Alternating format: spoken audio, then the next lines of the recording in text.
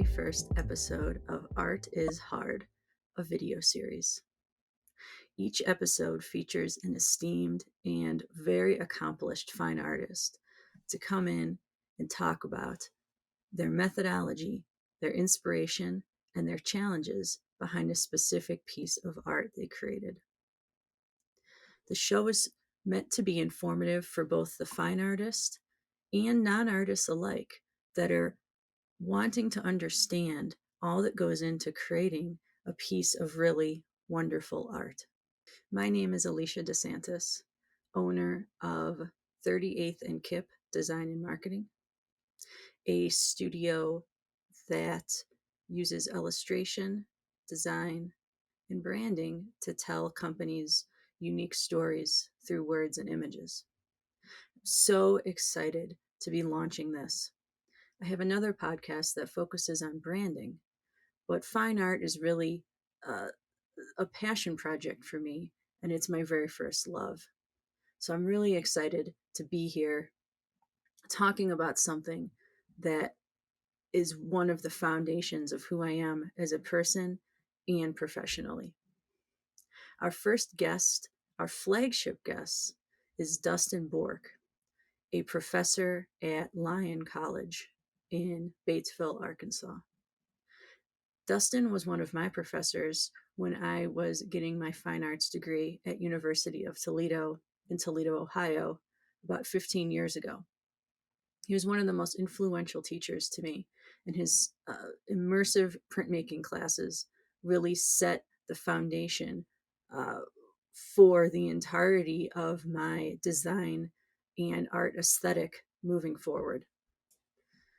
Dustyn Bork is an artist working in printmaking, painting, and installation.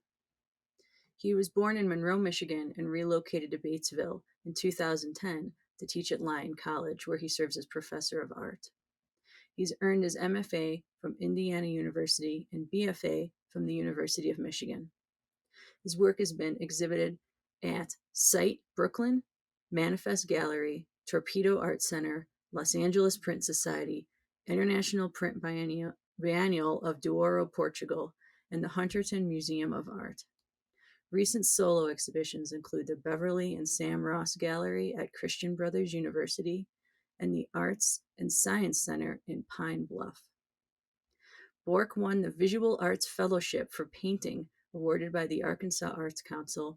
He has participated in art residencies, including the really, really cool Mark Rothko Art Center in Daugavpils, Latvia, the Franz Masereel Centre in Kasterlee, Belgium, and the Vermont Studio Center. His work was published in New American Painting, South, issue 148. He is represented by Cole Pratt Gallery in New Orleans. He's really a tremendous artist and one that really thinks very differently about abstraction and shape and form. I'm so eager to welcome him. Hi, everyone, and welcome to our very first episode of Art is Hard. I have my featured guest here, Dustyn Bork. So excited to have you here. Thank you so much for being a flagship guest. I know it's always kind of stressful when you're the very first person to be doing something. I'm excited. Thank you for the opportunity, and it feels humbling and very honored to be asked as your first guest. So thank you. You are most welcome. So let's go ahead and dive in. So I have your piece in front of me right here, and let's talk about it. I mean, it's something that, I think walks that fine line of 3D, but also something that could be installed on a wall, is almost like a two-dimensional concept. So I'm really interested to know about your inspiration behind this piece. Yeah, and that's a good point. It was very much two-dimensional, the inspiration and the motivation for it. The impetus was when I was first quarantined in that kind of mandatory lockdown period. I was finding that it was difficult to get, well, first of all, physically into the studio, but also in sort of the mindset of working. Things changed, things were different. And so I was home and trying to make use of temporary studio setup in my living room, kitchen, wherever. We were just hanging out, and I just wasn't able to do my normal practice of printmaking and painting. So I was making these collages, and I had cut down larger paintings that were on paper into smaller bits and pieces. And when I was doing that, I just started to, instead of my normal work is sort of filling in the shape with color, in this sense, I was outlining the shape with just these edges, like on the periphery of Hmm. a form. And what I recognized was being trapped in my house, feeling kind of confined, isolated in my house, even though I was sheltering in place with my wife, Carly, who's also an artist. Shout out to Carly. We felt like it was tough. It was difficult to be together in a new way in our house that we love. We renovated this house. It was our first year living in there after we moved into it. Had spent a whole year renovating it. But I noticed that those shapes that I was making that were roughly parallelograms and rectangles looked like floor plans. It Exactly. was reminding me of this space that I was inhabiting and was seeing in a different way, which I think a lot of people were seeing their homes in different ways or where they were living, maybe noticing a wall, the paint chipping in a way that There's they nothing hadn't else to do. before. There's nothing All else you to could do do and had is some spare look at the time. paint chipping. Yeah, so DIY, like home improvement, skyrocketed. I think like some of the lumber yards and hobby shops and art supply places were staying busy where other places were hitting an economic downturn. So I felt both kind of inspired. I think generally too that people feel inspired or maybe even in a way identify with the space that they're in. But at that time, it was just a shift. It was a different kind of way of thinking. And so then I was intentionally making more of these floor plan collages using older pieces and materials and from my own artwork. And then later, as I'm working on a recent exhibition called Plans, that all related to architecture and the built environment, which my work typically does. And as you mentioned, two-dimensional is generally on the wall, a shaped piece. That's why I included the photo, the install photo of the piece to give a sense of how it connects to some of the other paintings and shaped works and prints, because it is very much two-dimensional that I'm typically working in. So this floor piece is then looking back and remembering that how in some people maybe feel defined by their space that they inhabit, and then some people as well, it's very natural to feel also confined by those spaces. So that was the Yeah, motivation. That was sort of the mindset behind creating the piece, but also just playing around with color and form as I typically do. And that outline, that floor plan is literally echoing the space that it's in. So that's the Batesville Area Arts Council. And that's the shape. And that's an interesting space too, because it had been renovated and I helped with that renovation, and Carly's the executive director there. So it's a space that's near and dear to my heart, and also has kind of gone through these sort of changes and just different history and layers. sure. I was going to ask, and you answered my question, why, speaking of confinement and some of these things we've experienced over the past 3 years now, almost 3 years to the date, actually, Yeah, it's true. why the, if there was an intentional reason why one side was left open, because it creates a very different experience to know that there's an opportunity to exit or enter. Yeah, that's true. That's a good point. Most of those collages were completely filled with the outline and the contour. And so this is a piece that I'm imagining could be installed in different variations in the location that it's at. And so that space has windows completely in the front. So it is more welcoming and open. It's a storefront.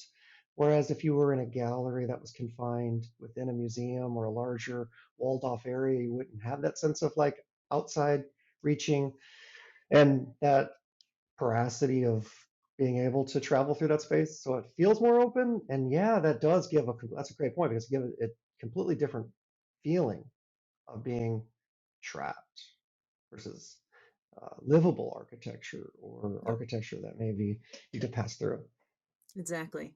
And the thing that really struck me about this piece, of having followed your work for 15 plus years now, is that it's very uh, restrained in its color.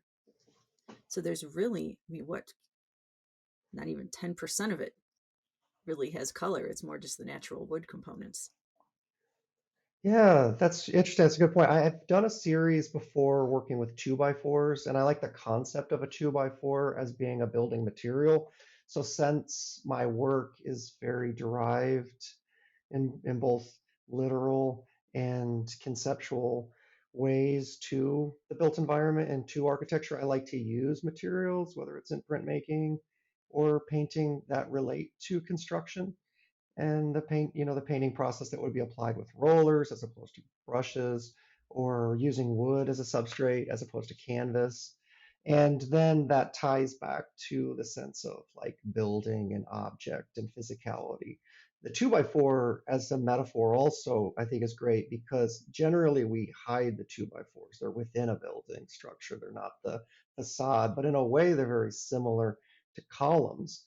Columns are just dressed up, they offer support. Two by four is very functional, but it has a nice kind of form to it as well that relates to a column. So I like to just show that. In some of the paintings that were in the exhibition, you could see their edge and the plywood markings that are sometimes on lumber just to identify it in the lumberyard. Yep. I mimicked those with stencils and even like kind of like my signature that was on there as well.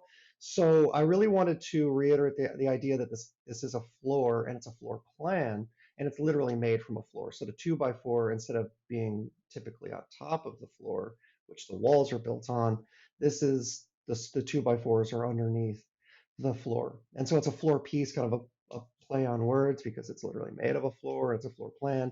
And so I really wanted the tile. And I've been holding on to these tiles for 20 years. It just goes to show you like how something can stick with you for a long time. And this idea was just a one-off kind of collage. I wasn't really going to do much with them. They were kind of like color studies. And then it became a two-dimensional piece, which I think that will become more and more three-dimensional because the back sides of these tiles too, I didn't know what I was going to do with them. I just knew they were important. I would use them at some point. And I have more of these wood parquet tile floors. The backs of them had this really interesting glue that was almost like asphalt or tar. And so I sealed those with a stain blocking primer, and they have this really interesting, rich, thick texture, very tactile on the back. And so you can see that on the underside with the two by four, but not in the piece. So I want to push this idea, like you mentioned, installing them on the wall, even where you would see the wood frontally, or you could even see it from the side and you could walk around it and see the Mm-hmm. back side of it as well. Yeah, I love that. You know, the beautiful thing about art, and I think one of the things that all types of people can enjoy is that it's a totally different experience for every single person. And that's one of the beautiful things in making it and in appreciating it. And when I saw this, I thought of shipping. To me, it reminded me of a Ah. shipping crate with the text you have on there. And you mentioned more about the text on the lumber is indicative. But to me, it almost looks like a slice of like a giant shipping crate. Yeah, I can see that as well. That's interesting. And I think that like that's an entry point to connect with the art for the viewer. And I love the idea that it is open for interpretation. I have my motivation for making work, but people are always going to bring their own interpretation, and that's okay. And I actually, want to encourage that without saying, well, it could be anything.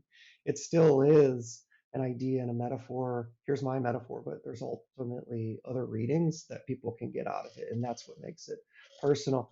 For me, that piece was very vulnerable too, or I didn't yet know how I felt about it. Even it got to install day, and I was still kind of rearranging it, playing around with it, adding some final touches to it, and making sure that the words, the text on it were legible without kind of taking away from the overall concept. So it's Mm-hmm. something that I'm still wrestling with, grappling with, and thinking it's not yet finished. It's maybe a complete piece, but I'm going to revisit it in other ways. So I like hearing your interpretation, and I sent it to other people that I really trust and appreciate their feedback and their sort of aesthetic or philosophy of art, and getting their feedback has been helpful too, kind of the readings that they've had, like does it need to be on that plinth, should it be directly on the floor, could you make it stand up? And so those are great suggestions that I love to hear. Yeah. I mean, I would even be curious to see it. It blends in so much with the wood Yes. that's in the gallery, but to see it That's in why I like put on the a plinth. concrete Yeah. gallery, or even Yes. see it Yeah, that'd be good. outside, I think would be really Yeah, like, more of a high contrast shadows, like with that's natural true. light would be really interesting. Yeah, and photograph it like a foundation almost, so that the Hmm. experience, the ephemerality of it, site specific would be the piece and not necessarily the piece itself. Yeah, yeah. Okay, I got to It's get back to work now. You just gave me some, I'm gonna head to the studio. You gave me some great ideas.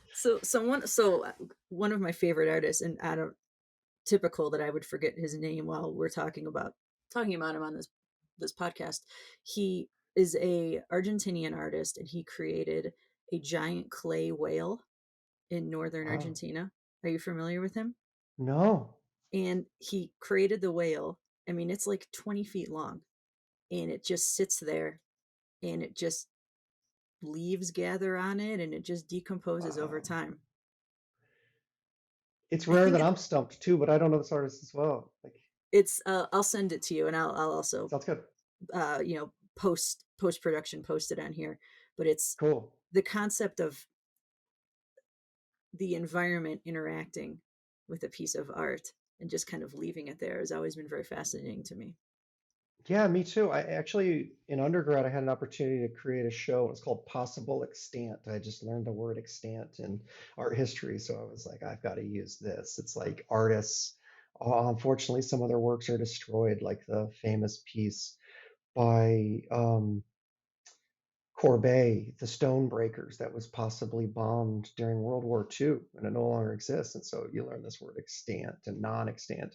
So I had this exhibition where I made these pieces that were intentionally based on like degradation and decay, but people kept saying, I don't think you're pushing, my mentors were saying, I don't think you're pushing that idea enough because you're getting to this idea of like a cycle or letting things allow the opportunity for chance or things to shift, but yet you make it pretty and you put in a frame and then you present it. It's like that's true. That's a good point. So I had this idea. Well, what if I put it outside? So I had this exhibition in a park and it stayed open. Got special permission from the Ann Arbor uh, public park system, and they allowed me to put the work up. It stayed up for a month, and it slowly changed as the rain hit or the ice. It was kind of cold at that time, but unfortunately, at the end of the exhibition, all of the work, like the very last day, I went to come document it again. I had documented almost every single day. Came back the last day to take it down, and almost all the works were stolen. Oh, but isn't that just, I mean, it's almost like that's just art, right? I know. I was kind of flattered too because at the time I wasn't selling a lot of work, so it was like, well, someone wants to own my work. They just don't want to pay for it. It's Oh, a compliment. I love that. I love that. So, as we wrap up here, tell me something that you would want both artists and non-artists alike to know as a practicing artist of what, 25, 30 years now. And you've been doing this for quite some time. What's a bit of wisdom you would like to share? So you have mentioned Joseph Elbers as a big influence. I think there's an overlap there with color. I'm a big fan of Mark Rothko. I think that it's pay homage to those artists that inspired you. There's a lot of artists that are even kind of outside my wheelhouse, like Jessica Stockholder or Doris Salcedo. I really appreciate their work. But it's that adding to the conversation. I think there's a fear sometimes that maybe what we're doing is too derivative, too much like somebody else. And I love this title of the series that you have, that art is hard. I agree. Art is hard. Art is challenging. Like this piece was a challenge. There were so many technical issues that I faced while I was making it. I had to keep adapting my plan and changing it. But, and there's also this famous quote by Edgar Degas who said, painting is very easy until you know how, and it's challenging when you do, which is true. So I want my students to know that, yes, art is difficult, but I want to kind of demystify the process also. So if you have a talent, if you have a skill, if you have ability, keep pushing. It's worth it to push through. So add to that conversation in the way that you can. It's like these voices almost that you can hear in your studio that are, am I adding to the conversation? Am I saying something not necessarily new or original, but am I adding something to be part of that conversation and that dialogue? And if it is difficult, if it is challenging, you'll be able to push through it. it doesn't mean you always have to settle. You don't always have to resolve it. Make Exactly. mistakes. Keep those mistakes. Let those mistakes become part of your process. And I almost welcome too many mistakes into part of the process, but I expect it. In other words, like if a painting is going completely different direction, I don't always know where it's going to wind up, but if it's going in a different direction than I had planned, that there might be three beautiful parts and one ugly part. I'll keep the ugly part. I'll ruin the beautiful parts because ultimately that's what's pushing us. That's what's making us grow as an artist. And it's kind of finding those bits that are still you, that are uniquely kind of your voice, but stay with your overall progression as an artist. I love that. And in your case, holding on to timber for 20 years, I mean, if that's not a perfect That's true. literal example of, you know, It just keeps filling up the studio. yeah, More things in and not less things out. exactly. Thank you so much, Dustyn. This was really wonderful. Great to catch up with you. And So thanks great to to chat all. with you, Alicia. It's so Yeah. great to hear. And I'm so proud of what you're up to. And your work is great. And you've been really killing it. So keep it up. Oh, thank Kudos. you. You've been instrumental in my artistic abilities. So uh, it's all you. Well, I'm very fortunate that we crossed paths when we did. Right on. I've been fortunate to work with you and see what you've been able to continue to add to that. It's great to see. Right on. Well, thanks to all of our listeners and viewers. First time ever, art is hard, and we'll see you on the flip side.